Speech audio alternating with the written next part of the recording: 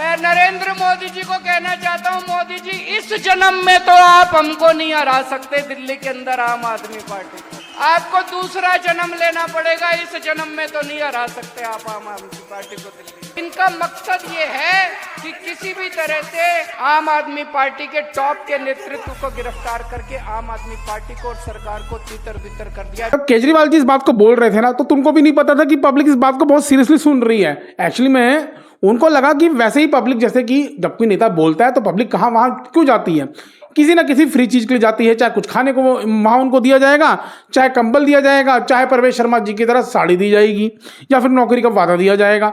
लेकिन किसी ने बोला और पब्लिक बहुत ध्यान से सुन भी रही थी, और जैसे ही उनको मौका मिला तो उन्होंने जवाब भी दे दिया। पब्लिक ने बताया कि 7 जन्म में नहीं, 30 जन्म में ये सपना हम पूरा कर देते हैं आपका।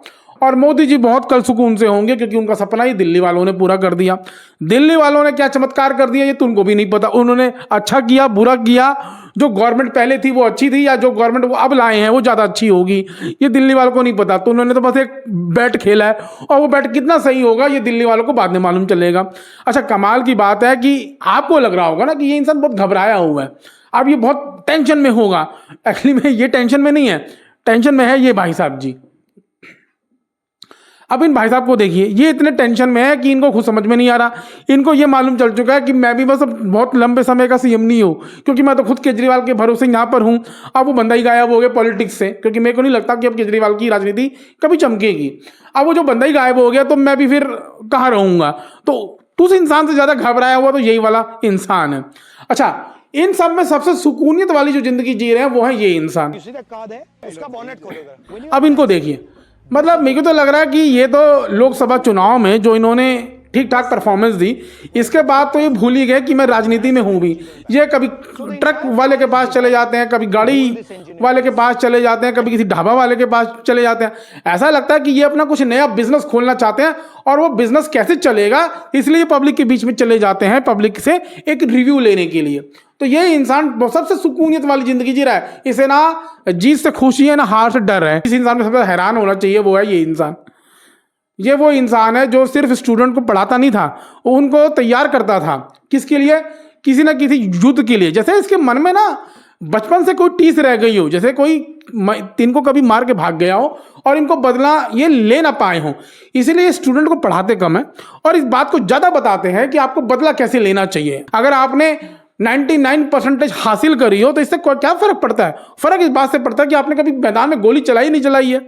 अब ये इस बात पे हैरान है कि ये खुद हिस्ट्री बन गए है। अब बच्चे इनके बारे में पढ़ेंगे कि अपने काम से काम रखना चाहिए। मतलब सोचिए, अगर आप सचमुच में इंडिया को बदलने के लिए तैयार थे, अगर सचमुच में आप कुछ बदलाव चाहते थे, वो आप ऐसा टीचर भी कर सकते थे, आप ऐसे स्टूडेंट तैयार कर सकते थे, उनकी माइंड सेट चेंज कर सकते थे, तो तुमको बता सकते थे क्या गलत है क्या सही है, ये आप पढ़ा सकते थे। फिर वो बच्चे अपने आप डिसाइड करेंगे। लेकिन इनकी तो आदत है कि मतलब मैं तो बाहें बहुत जल्दी मोड़ लेते हैं, इनको युद्ध करने की बहुत जल्दी पड़ी हुई है। दिल्ली वालों ने सही किया कि गलत किया ये दूसरी टॉपिक है, क्योंकि दिल्ली वालों को खुद नहीं पता कि हमने वोट कहाँ दे दिया और किसको हमने जिता दिए। जिसको हमने जिताया वो इंसान पहले की सरकार से सही था भी या नहीं था, वो तो बाद में मालूम चलेगा। सुनिए हमारे प्रधानमंत्री को जरा। कल हमारे देश में अब हमारे प्रधानमंत्री जी फ्रीबीज और रेवड़ी कल्चर के बारे में बता रहे हैं, और खुद क्या करते हैं वो शायद उसको फ्रीबीज नहीं कहते होंगे। शायद जो इन्होंने हरियाणा में लाडली बहन योजना, उसके बाद महाराष्ट्र में लड़की बहन योजना के तहत 2100 रुपये 1500 रुपये प्रति महिलाओं को देने का जो वादा किया, वो शायद फ्रीबीज में नहीं आता होगा। फ्रीबीज में शायद कुछ और, वो जो केजरीवाल जी जो कांग्रेस देने का वादा करती है वो शायद फ्रीबीज में आता होगा। अच्छा, कमाल की बात है, free scooty, LPG cylinder free, या एलपीजी सिलेंडर 500 का देंगे, या फिर किसानों के लिए फ्री में इलेक्ट्रिसिटी, ये सब फ्रीबीज में नहीं आता होगा। मैं मानता हूँ शायद ऑक्सफोर्ड डिक्शनरी मुझे खोल के देखनी पड़ेगी, उसमें हो सकता है दो डेफिनेशन हो। बट मैं हैरानी की बात हूँ कि दिल्ली की जनता कैसे, मतलब भाई दिल्ली है भारत का कैपिटल है, उसके बावजूद भी वहाँ की जनता रेवड़ी कल्चर को अलग समझती है और केजरीवाल जी के रेवड़ी कल्चर को अलग समझती हैं। और जो मोदी सरकार जो फ्रीबीज देती है उसको शायद रेवड़ी कल्चर नहीं समझती, शायद इसीलिए उन्होंने बीजेपी को वोट दिया होगा। हैरानगी की बात है, जरा प्रवेश शर्मा जी जो कि कल केजरीवाल जी को हराए नई दिल्ली की सीट से, जरा तुमको देखिए, जरा देखिए इसके बारे में। मतलब ये साड़ी बांट रहे थे कुछ दिन पहले, भाई साहब जी साड़ी बांट रहे थे वोट लेने के लिए। मैं तो हैरान हूँ कि आज भी ये साड़ी कंबल ये सब चलता है, और चलता है, नहीं चलता तो शायद जीते भी ना होते। इससे भी हैरानगी की बात क्या है, कुमार विश्वास जी, मतलब ऐसा होता ना, आप किसी से बदला लेना चाहते थे लेकिन आप ले नहीं पाए पूरी जिंदगी, फिर उस इंसान को कोई बीमारी हो गई और आपको बहुत आहा सुकून मिल गया। और ये वो इंसान है। जरा सुनिए इनको भाई साहब के लोगों को जीत, ये केजरीवाल जी से किसी बात से नाराज थे और ये बदला लेना चाहते थे, ले नहीं पाए। और जब ले नहीं पाए, क्योंकि जाहिर सी बात है इलेक्शन में कहाँ उनको हराते, अमेठी को बदलने गए थे, हाँ बता रहे थे मैं कितनी तकलीफों से वहां लड़ा, इनकी जमानत जब्त हो गई थी। और ये भाई साहब जी आज बता रहे हैं कि आम आदमी पार्टी गलत काम कर रही है, केजरीवाल जी गलत इंसान है, लेकिन मोदी जी सही इंसान है। अब ये मोदी के बारे में नहीं बोलता, कमाल की बात है। अब आप कुमार विश्वास से बीजेपी की बुराई नहीं सुनोगे।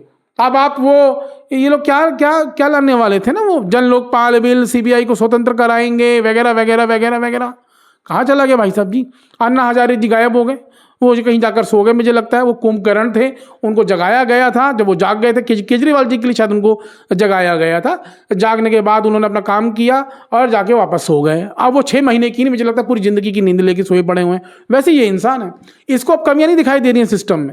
मतलब इसके दिल में इतनी खुशी है, इतनी खुशी है, मतलब आपके अंदर बदले की भावना है, और आप दुनिया को राम कथा की बातें कर रहे हो। आप दुनिया को बता रहे हो राम जी कैसे थे। अरे राम तो वो इंसान था जो कि रावण के मरने के बाद अपने छोटे भाई को जाके कहता है कि जाइए उनके पैरों के पास खड़े हो जाइए, जाके उनसे कुछ सीखिए, हैं? और आप बता रहे हो खुशी हो रही है, अहंकारी का तो अहंकार मर गया। भाई साहब अहंकारी का अहंकार मरा कि नहीं मरा वो तो बात की बात है। केजरीवाल जी आगे फाइट करेंगे कि नहीं करेंगे, कैसे अपनी वो स्ट्रेटजी बनाते हैं, लेकिन जो पार्टी चुनकर आई है क्या उसमें कमियां नहीं है? और वो कमियां तो आप नहीं गिनवाते।